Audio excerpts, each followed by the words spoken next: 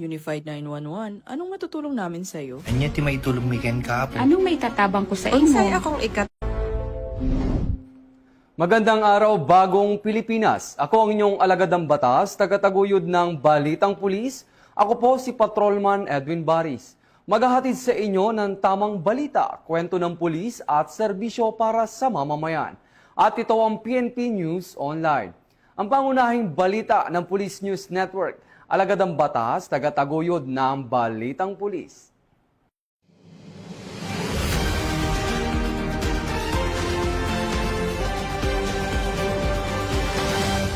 This is a moment of pride for Bukidnon. It is also a test of our professionalism. Let me be clear, our role is crucial. We are not just maintaining peace and order, we are safeguarding the image of a safe, disciplined, and welcoming province. Every deployment, every checkpoint, every interaction with the public reflects who we are as police officers. Matagumpay na naidaos ang Kaamulan Festival 2026 sa probinsya ng Bukidnon, isang selebrasyon ng kultura at pagkakaisa ng mga katutubong tribo. Ngunit sa likod ng makulay na pagdiriwang, kapansin-pansin ang tahimik, ngunit matinding sakripisyo ng kapulisan na nagsiguro sa kaligtasan ng lahat. Ito ay sa gabay ng 4 core values ni Police Brigadier General Christopher N. Abrahano, ang maagap, marunong, magalang at maayos na serbisyo sa mga mamamayan.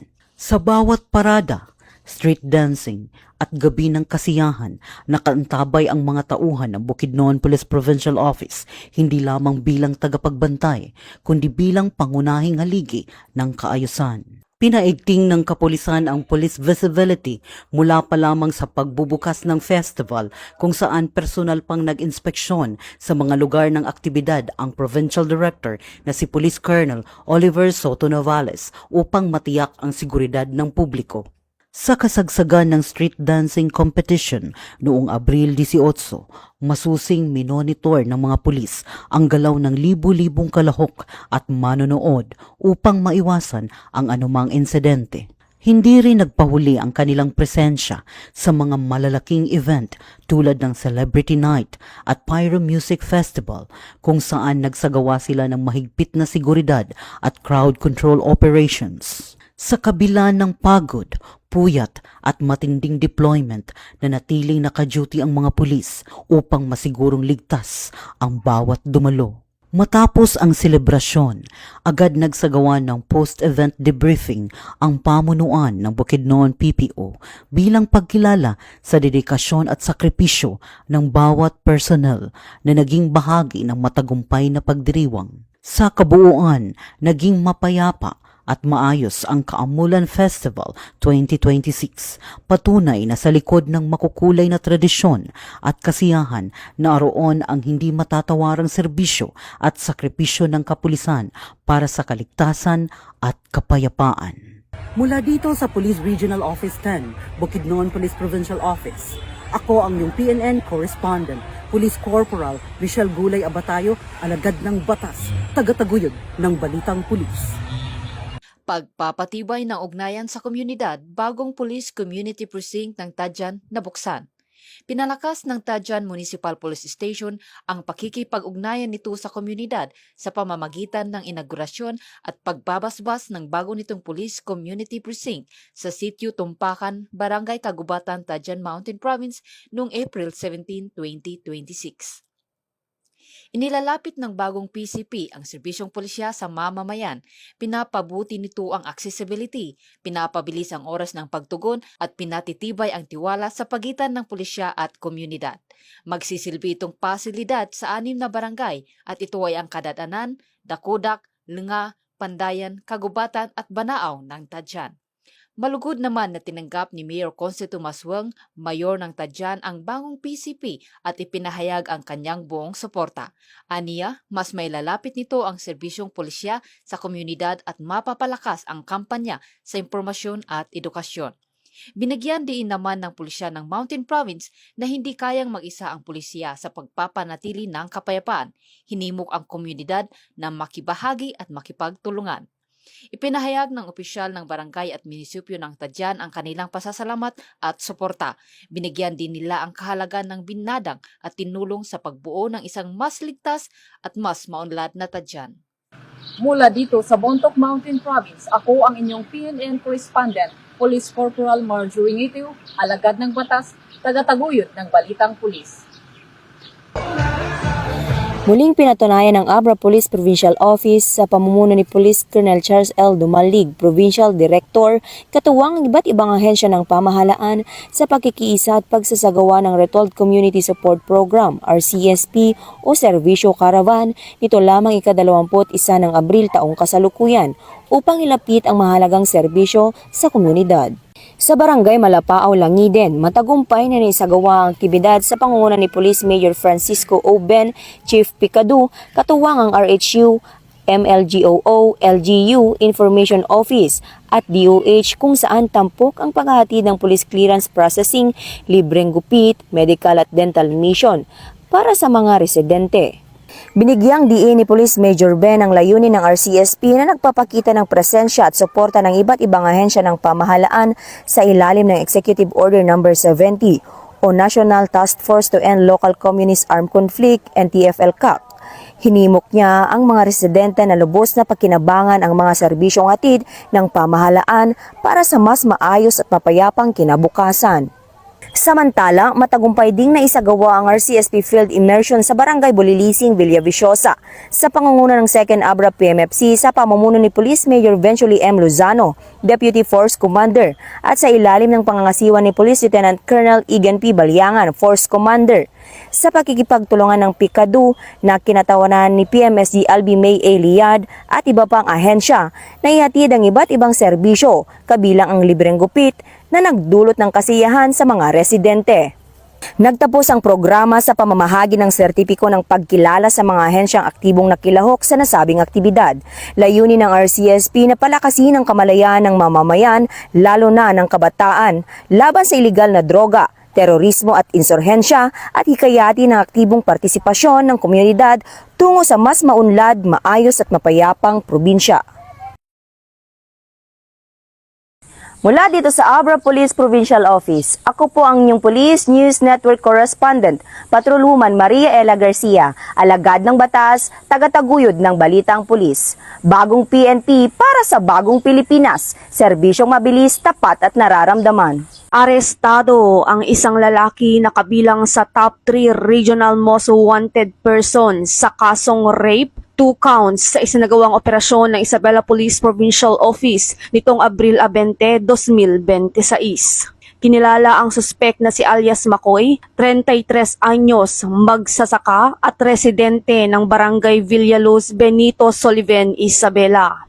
Siya ay nadakip sa bisa ng warrant of arrest na inilabas ng korte nang walang inirekomendang piyensa para sa kanyang pansamantalang kalayaan. Pinangunahan ng operasyon ng Benito Soliven Municipal Police Station, katuwang ang iba pang unit ng PNP.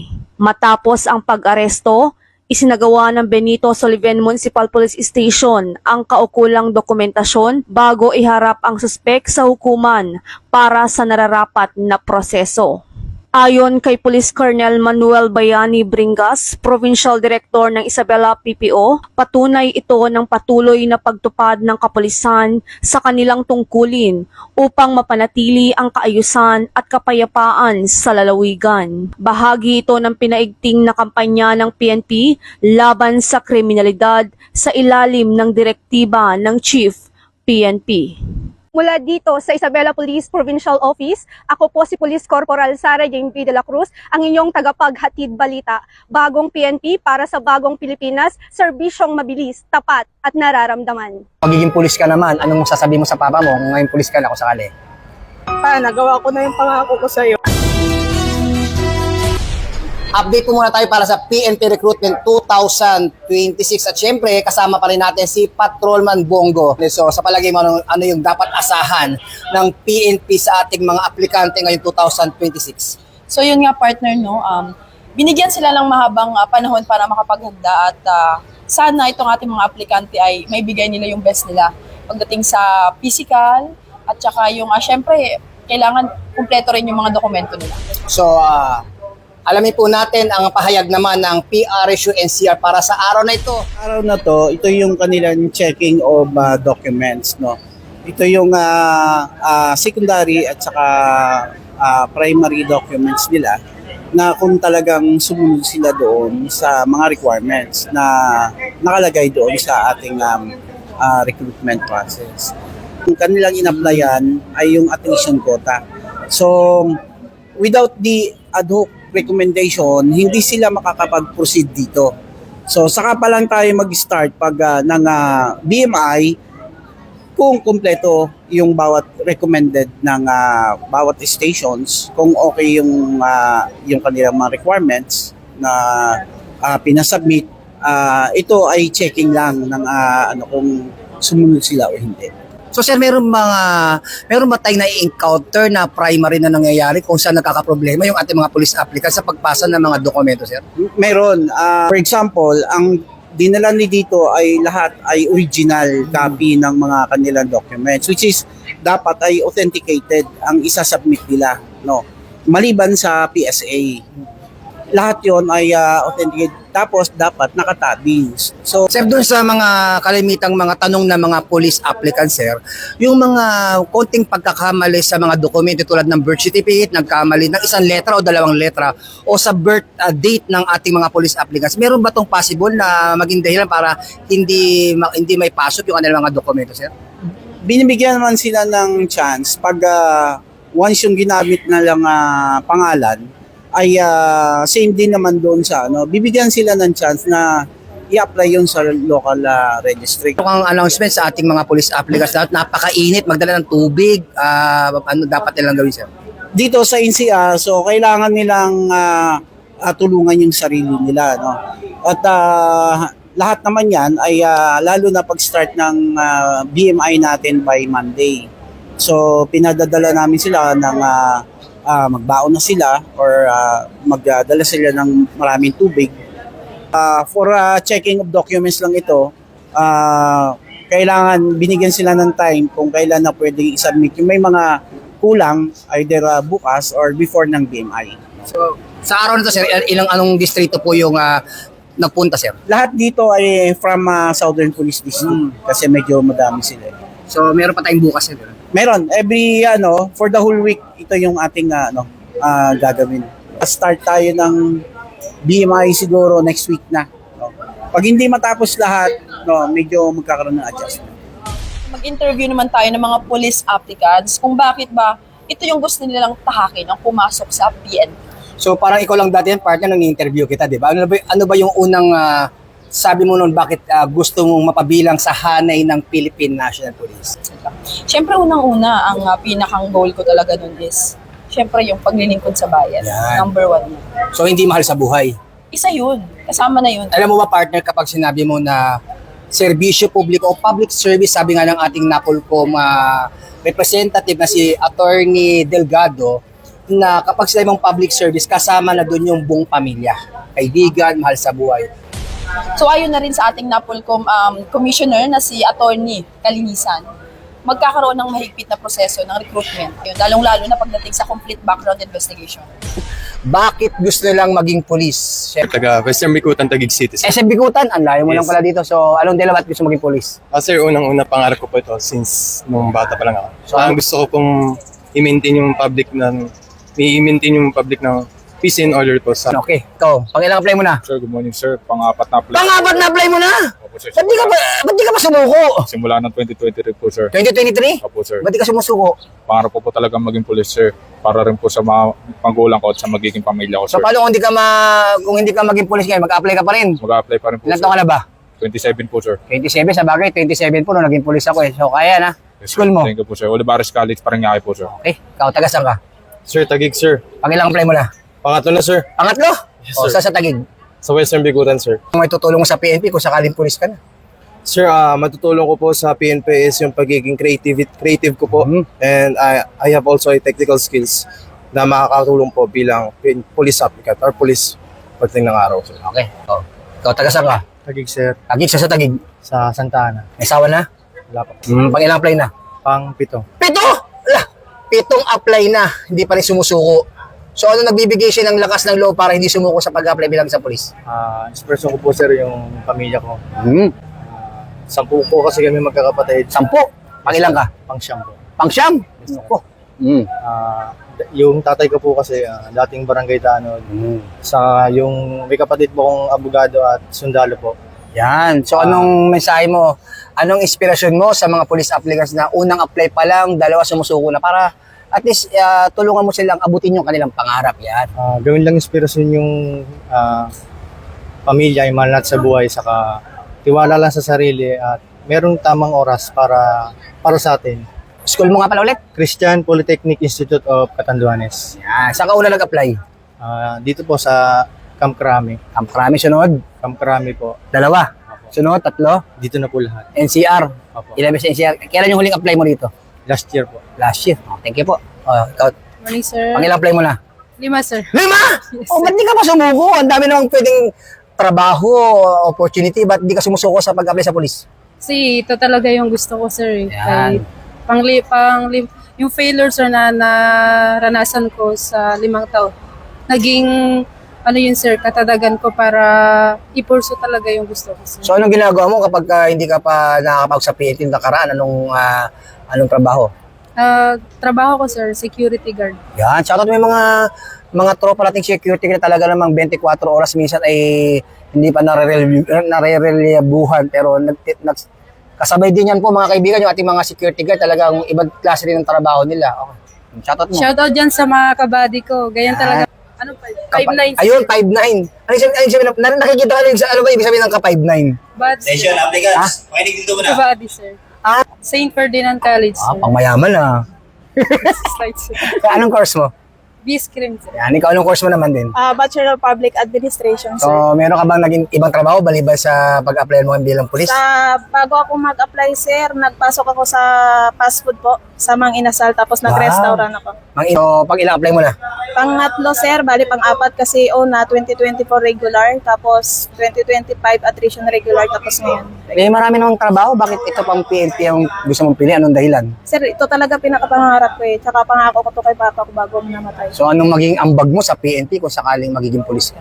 Maging mabuting public servant po, sir. Maging magandang good role model po sa mga mamamayan po natin. Kasi sabi... So, nasabi mo na namayapa na yung papa mo. Opo, sir. So, kung nasa harap mo si papa mo ngayon, anong sasabihin mo sa kanya? Ito na po yung simula ng pangarap ko. Kahit ilang ulit ilalaban ko to, kahit kalahating % lang yung persento na titira sa akin, nalaban ako.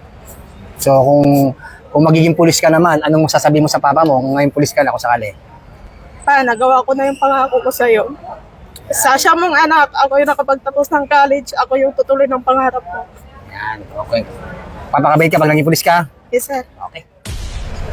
Mula po dito sa NCRPO Camp Bagong Diwa, Bikutan, Taguig City at sa ngalan po ng aming Regional Director ng NCRPO, Police Major General Anthony Ebrin. At sa aming butihing Force Commander ng Regional Mobile Force Battalion ng NCRPO, Police Colonel Celso M. Rodriguez. Kami po ang inyong Police News Network Correspondent. Ako po, si Police Chief Master Sergeant Mauricio Bonilla Ruiz. At Patrol Woman Maria Danica Bacalso Bungo.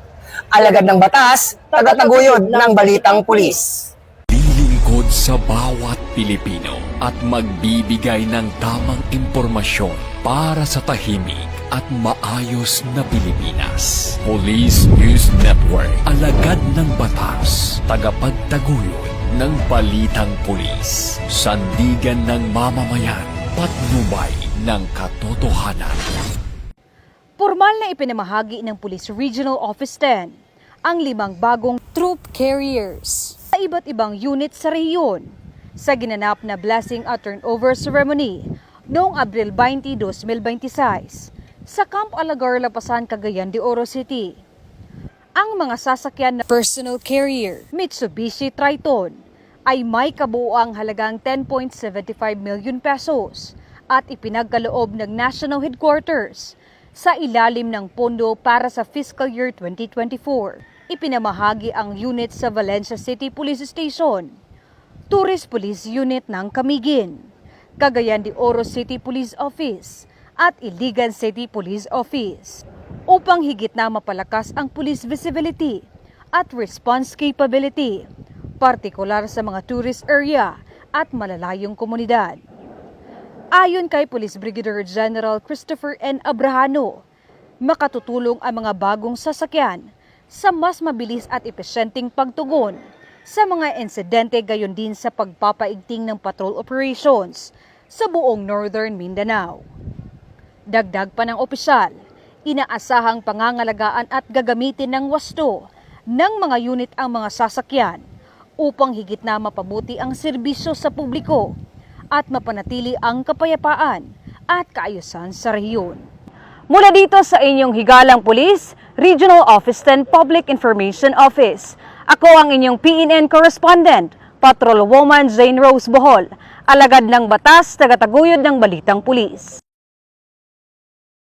Matagumpay na naisagawa ng Police Regional Office 5 Katuwang ang Technical Education and Skills Development Authority ang 18-day Bread and Pastry Production NC2 training para sa 25 benepisyaryo mula sa Barangay Hagnaan, San Jacinto, Masbate. Isinagawa ang programa bilang bahagi ng piniigting na kampanya sa community engagement at sustainable peace initiatives ng Kapulisang Bicol.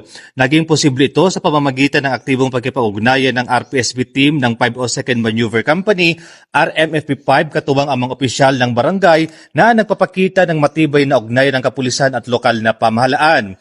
Layunin ng pagsasanay na mapalawak ang kaalaman at kasanayan ng mga benepisyaryo sa bread and pastry production upang mabigyan sila ng alternatibong pagkakakitaan at mapaunlad ang kanilang kabuhayan. Ang ganitong inisyatiba ay kaakibat ng PNP Focus Agenda, partikular sa pagpalakas ng community partnership at crime prevention sa pamamagitan ng socio-economic development. Sa ganitong paraan, hindi lamang seguridad ang pinagtitibay kundi pati ang kakayahan ng komunidad na maging produktibo at matatag laban sa mga banta. Ang aktibong partisipasyon ng Pro-5 ay patunay ng patuloy na pagpupursige nito sa ilalim ng pamumuno ni Police Brigadier General Erosito M. Miranda na may hatid ang serbisyong may malasakit sa komunidad. Ipinapakita rin ng programa ang diwa ng bayanihan at whole nation approach sa pagsusulong ng kapayapaan at kaunlaran. Sa pamamagitan ng mga programang pangkabuhayan, pinatitibay ang layunin ng bagong PNP para sa bagong Pilipinas, isang ligtas, mapayapa at unlad na pamayanan na may serbisyong mabilis, tapat at tunay na naramdaman ng mamamayan. Wala dito sa Pro-5, ako po si Police Staff Sergeant Mark Colito Pilo Bendino Jr. nag-uulat para sa Police News Network at ito ang bagong PNP para sa bagong Pilipinas, serbisyong mabilis, tapat at nararamdaman. Arestado ang dalawang hinihinalang tulak ng ilegal na droga sa magkahiwalay na operasyon na isinagawa ng Chaong Municipal Police Station at Tayabas Component City Police Station bilang bahagi ng pinaigting na kampanya ng Quezon Police Provincial Office laban sa ilegal na droga. Ayon kay Quezon Police Provincial Office Director Police Colonel Romulo Albacea, nadakip sa Barangay Lusacan, Chaong ang sospek na si alias Doroy, 53 anyos, kung saan nakumpiska ang tinatayang 1.25 grams ng hinihinalang shabu na nagkakahalaga ng 25,500 pesos. Samantala sa Barangay Kamaysa, Tayabas City, naaresto rin si alias Macho, 45 anyos, kung saan narecover ang humigit kumulang 1.2 grams ng hinihinalang shabu na may halagang 24,280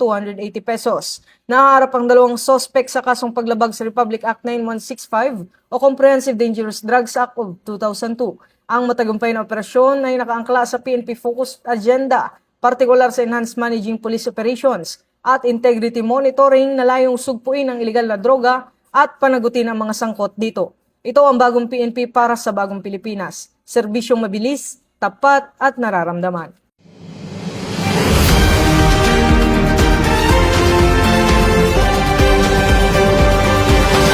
Nasabat ng pulisya ang mahigit 24.7 milyong halaga ng ilegal na droga at naaresto ang 15 sospek kabilang ang 12 high-value individual sa serye ng anti-drug operation sa Cordillera noong ika-18 hanggang 19 ng Abril. Sa Benguet, nadiskubre ang 11 marijuana plantation sites kung saan winasak ang libu-libong tanim na marijuana. May mga karagdagang taniman ding natagpuan sa Mountain Province at Kalinga.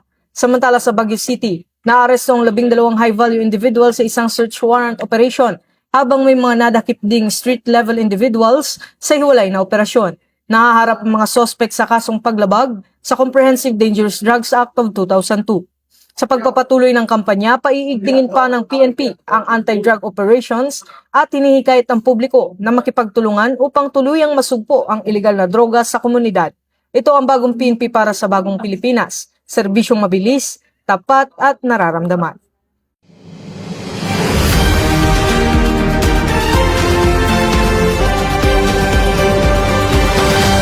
Walang puwang sa Philippine National Police ang hazing, pang-aabuso at paglabag sa karapatang pantao. Ito ang paninindigan ng organisasyon kasunod ng pagsasampa ng kasong kriminal laban sa mga sangkot sa hazing incident sa Philippine National Police Academy noong 3 ng Abril. Binigyang diin ni PNP Chief Police General Jose Melencio Nartatas Jr. na sino mang lalabag sa batas ay papanagutin ng walang sinasanto. Aniya, malinaw itong patunay na seryoso ang PNP sa pagpapatupad ng disiplina, pananagutan at paggalang sa dignidad ng bawat isa sa loob ng hanay ng kapulisan. Kaugnay nito, isinampa ng Criminal Investigation and Detection Group o CIDG noong 20 ng Abril ang reklamo sa Office of the Provincial Prosecutor sa Imus, Cavite para sa paglabag sa Republic Act No. 11053 o ang Anti-Hazing Act of 2018. Kasabay nito, iniutos din ang patuloy na pagpapalakas ng enforcement, supervision, at accountability mechanisms upang agad na matugunan ang paglabag at mapigilan ang kahalintulad na insidente. Ito ang bagong PNP para sa bagong Pilipinas, serbisyong mabilis, tapat, at nararamdaman.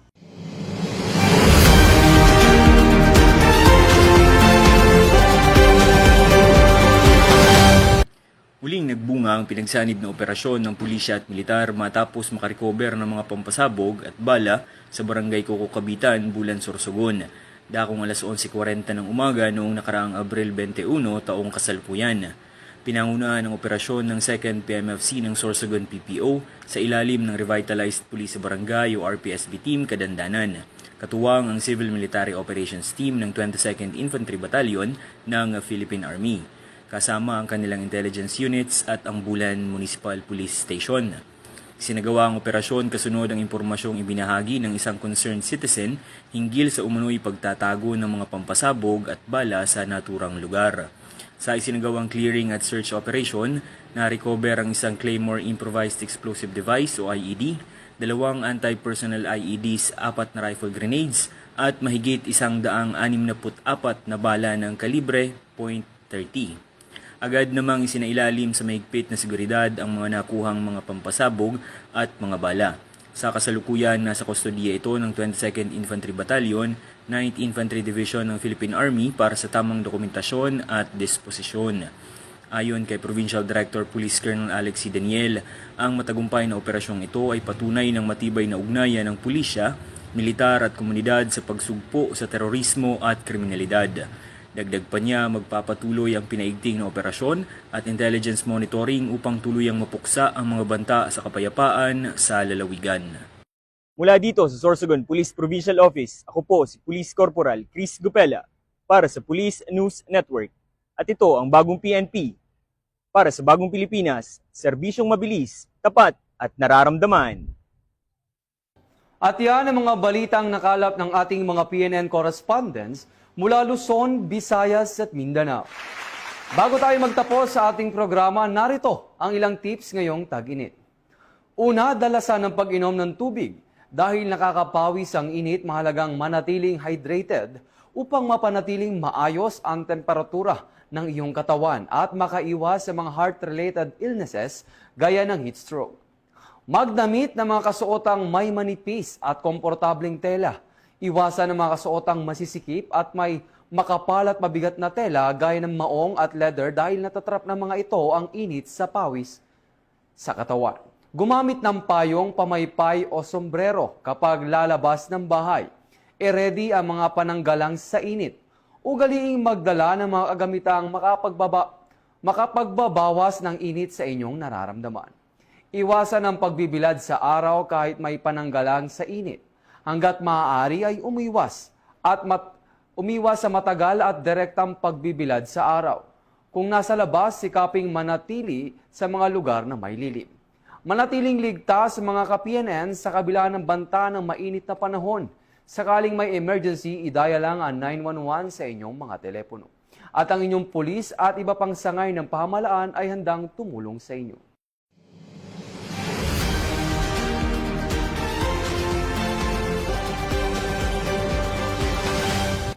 Para sa mas malawak at mabilis na ulat ng mga balita, huwag kalimutang mag-like, follow and share sa aming official social media accounts ng Police News Network. Tutok lang sa aming YouTube channel para sa mga live stream at replays. At i-follow kami sa X account para sa mga real-time updates at Facebook account ng Police News Network. Manatiling mapagmatyag at laging alamin ang totoo.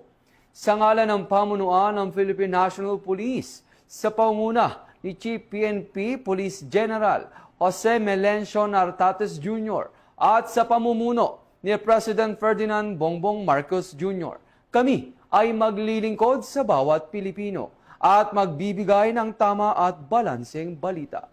Mula rito sa tanggapan ng tagapag-ugnay ng Pambansang Pulisya, kami ang inyong alagadang batas, tagataguyod ng Balitang Pulis. Ako ang inyong tagapag-ugnay, Patrolman Edwin Baris. Maghahatid ng tamang balita, kwento ng pulis at serbisyo para sa mamamayan. At ito ang PNP News Online. At ito ang bagong PNP para sa bagong Pilipinas. Serbisyong mabilis, tapat at nararamdaman.